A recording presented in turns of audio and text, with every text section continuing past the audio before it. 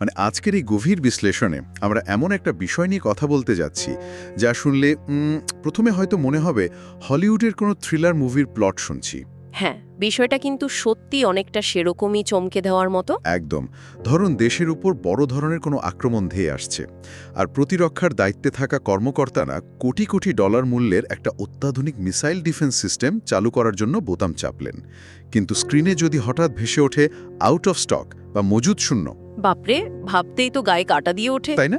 কিন্তু এই আধুনিক বিশ্বের অন্যতম শীর্ষ পরাশক্তি মানে মার্কিন যুক্তরাষ্ট্রের জন্য এটা এখন আর কেবল কল্পনার কোনো স্তরে আটকে নেই। গত 28শে ফেব্রুয়ারি 2026 তারিখে শুরু হওয়া অপারেশন এপিক ফিউরি, এই যুদ্ধে মাত্র 7 সপ্তাহের মধ্যে মার্কিন সামরিক বাহিনীর সবচেয়ে গুরুত্বপূর্ণ এবং দামি মিসাইলের মজুদ আক্ষরিক অর্থে তলানিতে গিয়ে ঠেকেছে। মাত্র 7 সপ্তাহ? হ্যাঁ, মাত্র 7 সপ্তাহ। তো আজকে আমরা WION নিউজ, আনাদোলু এজেন্সি এবং দ্য জেরুসালেম পোস্টের নির্ভরযোগ্য প্রতিবেদনগুলোর ওপর ভিত্তি করে এই চমকপ্রদ ভূরাজনৈতিক সংকটটা বিশ্লেষণ করব। আর আমি বলবো এই পরিস্থিতির সবচেয়ে চমকপ্রদ দিকটি হলো এটা আধুনিক যুদ্ধবিগ্রহ সম্পর্কে আমাদের এতদিনের যে একটা বদ্ধমূল ধারণা ছিল সেটাকে পুরোপুরি নাড়িয়ে দিয়েছে। মানে ওই যে আমরা ভাবি পরাশক্তিগুলোর কাছে জাদুর কাঠির মতো অফুরন্ত অস্ত্রের ভাণ্ডার রয়েছে। একদম ঠিক, আমরা সাধারণত সেটাই ভাবি, কিন্তু centre for strategic and international studies মানে CSIS এর সাম্প্রতিক বিশ্লেষণ এবং CNN এর মাধ্যমে ফাঁস হওয়া পেন্টাগনের নিজস্ব গোপনীয় মজুদ তথ্য, এই দুটো মিলিয়ে দেখলে আমরা সম্পূর্ণ ভিন্ন একটা বাস্তবতার মুখোমুখি দাঁড়াই। আচ্ছা, তার মানে CNN এর ওই রিপোর্টটা পেন্টাগনের ডেটার সাথে মিলে যাচ্ছে? হ্যাঁ, পুরোপুরি মিলে যাচ্ছে। আর এখানে কিন্তু কেবল কয়েকটা সাধারণ গুলি ছোড়াই কথা বলা হচ্ছে না, মানে এমন সব অত্যাধুনিক প্রতিরক্ষামূলক ব্যবস্থার কথা বলা হচ্ছে যেগুলো তৈরি করা আর রক্ষণাবেক্ষণ করাটা প্রচণ্ড জটিল একটা কাজ। বুঝতে পারছি। আর সেই জটিলতা বোঝার আগে মজুদ ফুরিয়ে যাওয়ার যে পরিসংখ্যানগুলো সামনে এসছে সেগুলো একটু পরিষ্কার করা দরকার, কারণ সংখ্যাগুলো সত্যি বলতে চোখ কপালে তোলার মতো। হ্যাঁ, একটু পরিসংখ্যানগুলো বলুন, তাহলে বিষয়টা আরও পরিষ্কার হবে।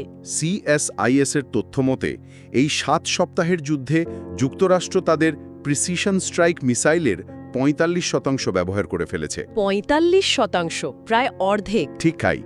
শুধু কি তাই, থার্ড ইন্টারসেপ্টরের মজুতের অর্ধেক ইতোমধ্যেই শেষ। প্যাট্রিয়ট এয়ার ডিফেন্স মিসাইলের প্রায় 50% শেষ। অবিশ্বাস্য।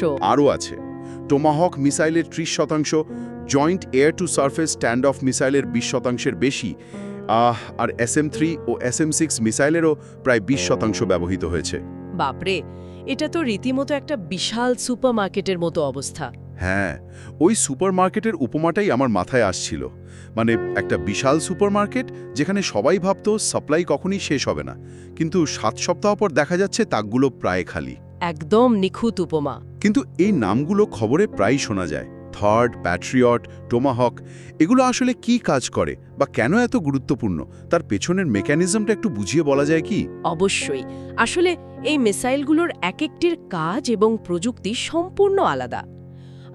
যেমন ধরুন থার্ডের কথা যদি বলি, টার্মিনাল হাই অল্টিটিউড এরিয়ার ডিফেন্স। আচ্ছা। এটা কোনো সাধারণ বিস্ফোরক নয়, এটা মূলত কাইনেটিক এনার্জি বা গতিশক্তি ব্যবহার করে কাজ করে। ব্যাপারটা অনেকটা ধরুন বায়ুমণ্ডলের ওপরের স্তরে একটা দ্রুতগামী বুলেট দিয়ে আরেকটা বুলেটকে আঘাত করে ধ্বংস করার মতো। বুলেট দিয়ে বুলেট, মানে মারাত্মক নিখুঁত হতে হবে এটাকে। হ্যাঁ, অত্যন্ত নিখুঁত এবং প্রচণ্ড ব্যয়বহুল একটা প্রযুক্তি।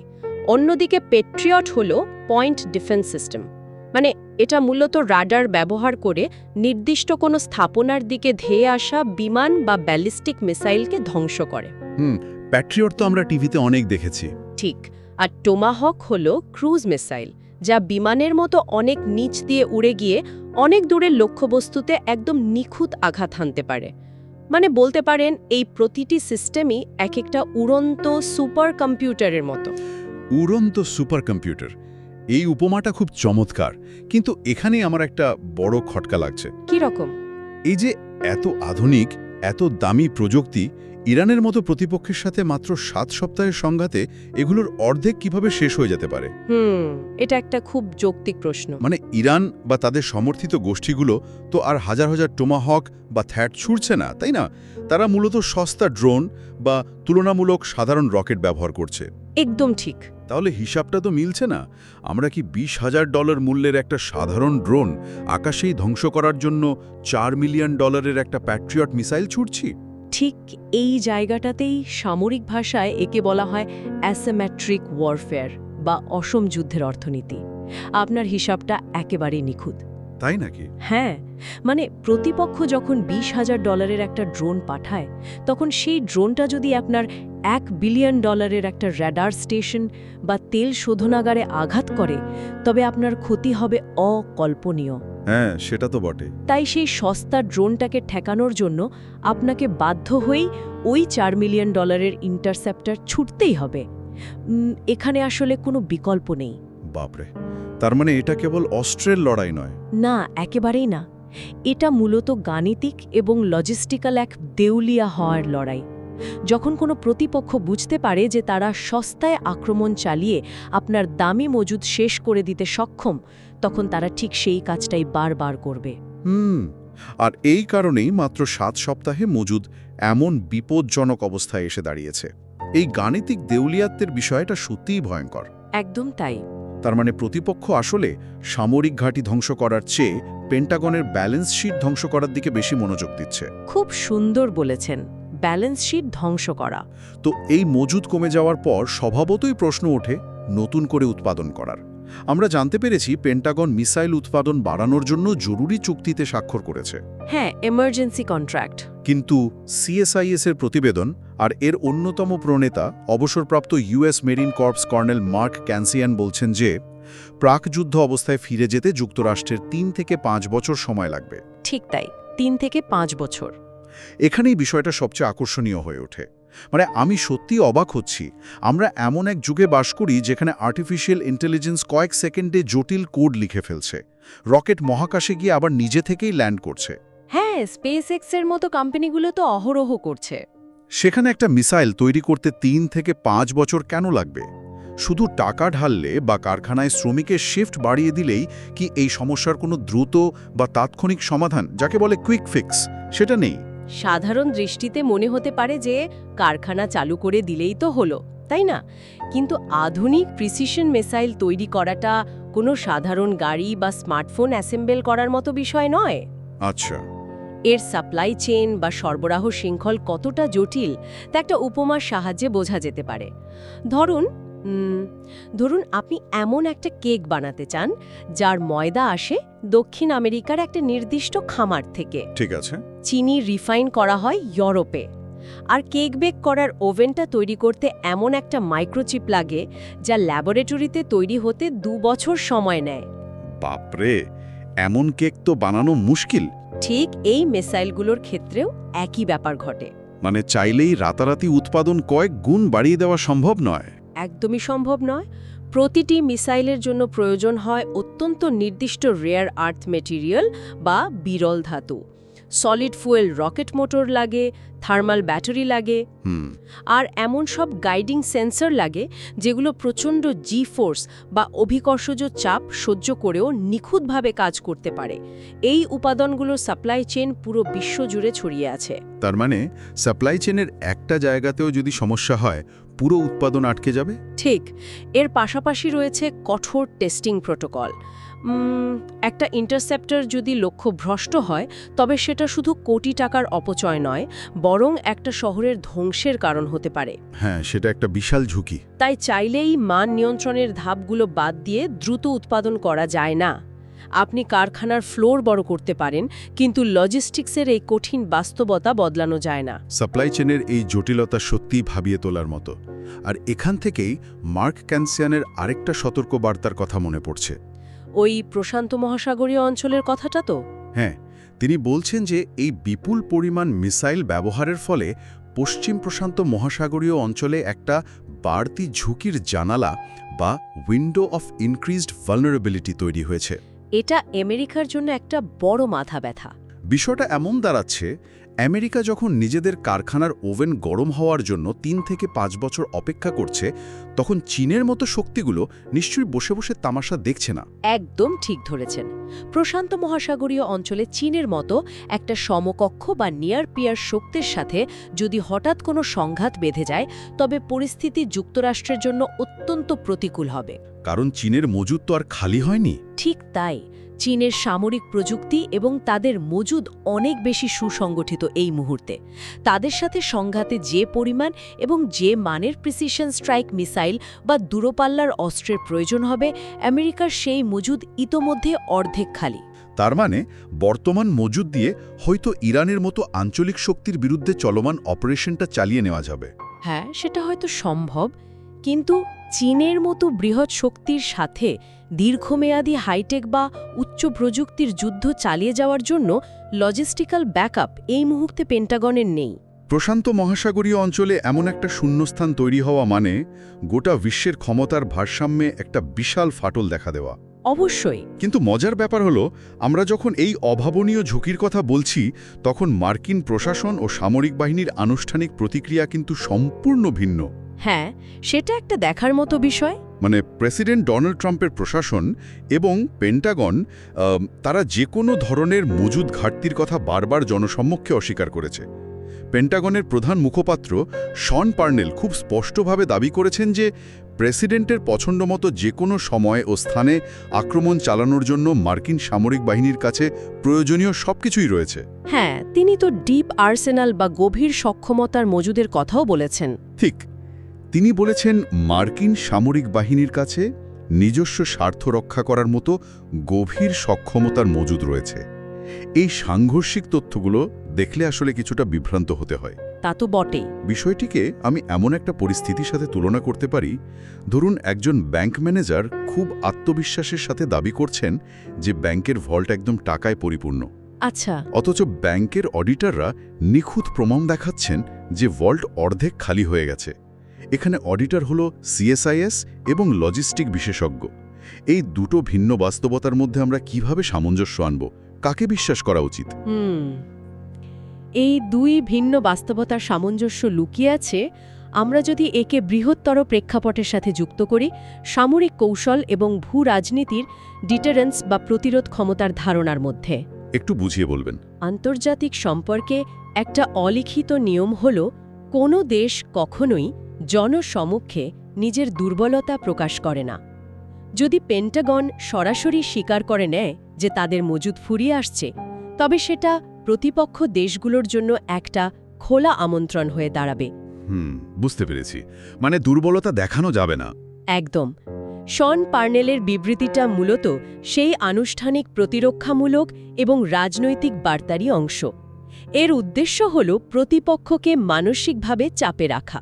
অর্থাৎ ভল্টে টাকা না থাকলেও ব্যাংক ম্যানেজারকে হাসি মুখে বলতে হবে যে টাকা উপচে পড়ছে, নইলে আমানতকারীরা সবাই একসাথে টাকা তুলতে চলে আসবে, যাকে ব্যাংকিংয়ের ভাষায় ব্যাংক রান বলা হয়। চমৎকার উপমা।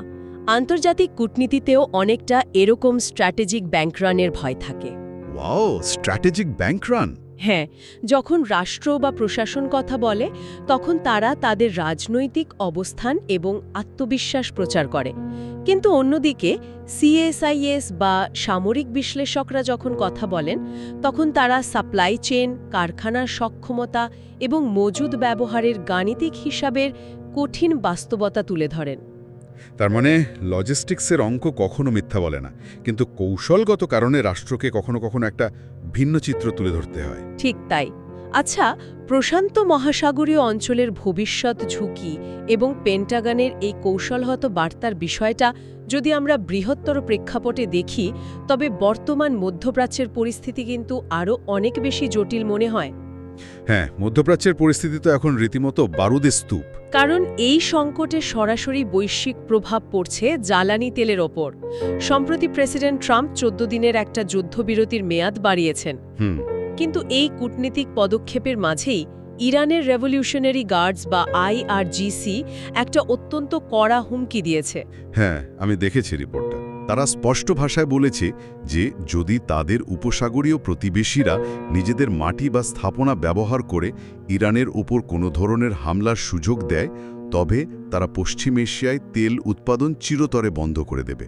এবং এই হুমকি কেবল রাজনৈতিক বুলি নয়, মানে রেভলিউশনারি গার্ডের অ্যারোস্পেস ফোর্সের কমান্ডার মজিদ মোসাভি সরাসরি বলেছেন, শত্রুরা যদি তাদের পবিত্র ভূমিতে পা রাখে বা একটুও নড়েচড়ে বসে, তবে তারা যে কোনো জায়গায় আঘাত হানবে। হ্যাঁ, আর তেহরানের সামরিক শক্তি প্রদর্শনের বিশাল র্যালিতে কাদুর নামের একটা ব্যালিস্টিক মিসাইলও তো প্রদর্শন করা হয়েছে। আমেরিকা ও ইসরায়েল বিরোধী স্লোগান দেওয়া হয়েছে, যা এই হুমকির একটা চাক্ষুষ প্রমাণ। তাহলে এসবের আসল অর্থ কি? মানে যদি আমরা এই বিন্দুগুলোকে যুক্ত করি, তাহলে পরিস্থিতিটা কোথায় গিয়ে দাঁড়াচ্ছে? ধরুন কোনো কারণে এই 14 দিনের যুদ্ধবিরতি ব্যর্থ হলো, যা হওয়ার সম্ভাবনা অনেকটাই প্রবল। আর ইরান সত্যি সত্যি উপসাগরীয় দেশগুলোর জ্বালানি স্থাপনাগুলোতে হামলা শুরু করল। এই উপসাগরীয় দেশগুলোতে তো কেবল তেলের খনি নেই, সেখানে অত্যন্ত গুরুত্বপূর্ণ ডিস্যালিনেশন প্ল্যান্টও রয়েছে। হ্যাঁ, এটাই সবচেয়ে ভয়ের জায়গা। এই প্ল্যান্টগুলোর কাজ বা গুরুত্ব সম্পর্কে একটু বিস্তারিত বলবেন কি, যা হয়তো অনেকেই সেভাবে ভেবে দেখেন না? অবশ্যই। ডিস্যালিনেশন প্ল্যানগুলো আসলে উপসাগরীয় দেশগুলোর লাইফলাইন বা জীবনরেখা। এই অঞ্চলে মিষ্টি পানির প্রাকৃতিক উৎস খুবই সীমিত। মরুভূমি এলাকা তো। হ্যাঁ, এই প্ল্যান্টগুলো সমুদ্রের নোনা পানিকে পরিশোধন করে পানির যোগ্য এবং কৃষিকাজের ব্যবহারযোগ্য পানিতে পরিণত করে। অর্থাৎ যদি এই প্ল্যান্টগুলোতে হামলা হয়, তবে সেটা কেবল অর্থনৈতিক ক্ষতি নয়, তাহলে তো সরাসরি মানবিক বিপর্যয়। একদম তাই। পুরো একটা দেশের পানির সরবরাহ বন্ধ হয়ে যাওয়া, যা সরাসরি এক বিশাল মানবিক বিপর্যয়ের দিকে ঠেলে দেবে। আর জ্বালানি তেল উৎপাদন বন্ধ হওয়ার হুমকি তো বিশ্ব অর্থনীতির জন্য এক অশনি সংকেত। তেলের দাম তো তাহলে কোথায় গিয়ে ঠেকবে কে জানে? তেলের দাম আকাশচুম্বী হলে বিশ্বব্যাপী মুদ্রাস্ফীতি এবং পরিবহন ব্যবস্থায় যে ধস নামবে, তা সামলানো প্রায় অসম্ভব হয়ে পড়বে। আর ঠিক এখানেই সবচেয়ে বড় স্ট্র্যাটেজিক ফাঁদ বা কৌশলগত ফাঁদটি তৈরি হচ্ছে, তাই না? কিভাবে? মানে যদি সত্যি উপসাগরীয় দেশগুলো তেল শোধনাগার বা ডিস্যালিনেশন প্ল্যান্টগুলোতে হামলা হয়, তবে আমেরিকা কি হাত গুটিয়ে বসে থাকতে পারবে? না, তাদের মিত্রদের তো রক্ষা করতেই হবে। ঠিক। আর তাদের মিত্রদের এই ধরনের স্থাপনা রক্ষা করার জন্য তাদের ওই অবশিষ্ট প্যাট্রিয়ট এবং থার্ড সিস্টেমগুলোই তো ব্যবহার করতে হবে। হ্যাঁ, আর এভাবেই তাদের মজুদ, যা এখনই অর্ধেক খালি, তা আরও দ্রুত শূন্যের দিকে এগিয়ে যাবে।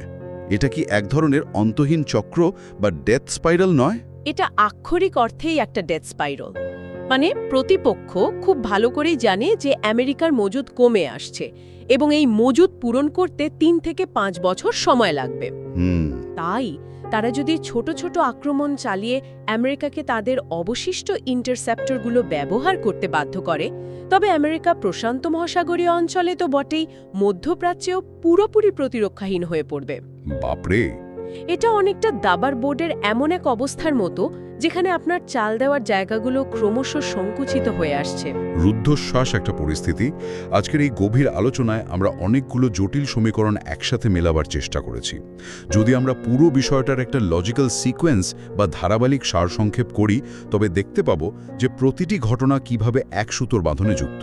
হ্যাঁ, একদম চেইন রিঅ্যাকশনের মতো। প্রথমে আমরা দেখলাম কিভাবে মাত্র 7 সপ্তাহের অপারেশন এপিক ফিউরিতে একটা সুপার পাওয়ারের অর্ধেক প্রেসিশন এবং ইন্টারসেপ্টর মিসাইল মজুদ নিঃশেষ হয়ে গেছে। ঠিক। এই মজুদ ফুরিয়ে যাওয়ার পেছনের মূল কারণ কেবল যুদ্ধ নয়, বরং অসম যুদ্ধের অর্থনীতি, যেখানে সস্তা ড্রোনের বিপরীতে $মিলিয়ন ইন্টারসেপ্টর ব্যবহার করতে বাধ্য হওয়া। এরপর আমরা দেখলাম সাপ্লাই চেইনের সেই জটিল বাস্তবতা। বিরল ধাতু, মাইক্রোচিপস এবং কঠোর মান নিয়ন্ত্রণের কারণে এই শূন্যস্থান রাতারাতি পূরণ করা সম্ভব নয়, বরং 3 থেকে 5 বছরের একটা দীর্ঘমেয়াদী ঘাটতি তৈরি হয়েছে। আর এই ঘাটতির কারণেই প্রশান্ত মহাসাগরীয় অঞ্চলে চীনের সামনে ক্ষমতার ভারসাম্যে একটা বিশাল শূন্যস্থান তৈরি হয়েছে। এর পাশাপাশি আমরা বিশ্লেষণ করেছি পেন্টাগনের আনুষ্ঠানিক সব ঠিক আছে দাবির পেছনের কৌশলগত কারণ, যেখানে দুর্বলতা প্রকাশ করাটা রাজনৈতিকভাবে আত্মঘাতী হতে পারে।